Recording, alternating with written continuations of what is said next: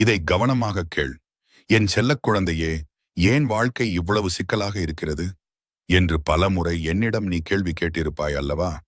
இன்று உனக்கான பதிலை நான் சொல்ல வந்துவிட்டேன்.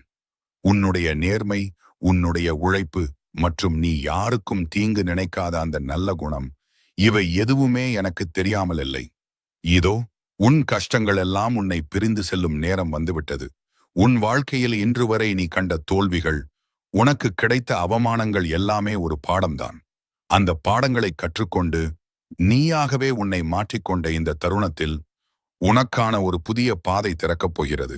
நீண்ட நாட்களாக தடைப்பட்டிருந்த காரியங்கள், அது வேலையாகவோ தொழிலாகவோ அல்லது குடும்ப சமாதானமாகவோ இருக்கலாம், அனைத்தும் இனி தானாகவே நடக்கும்.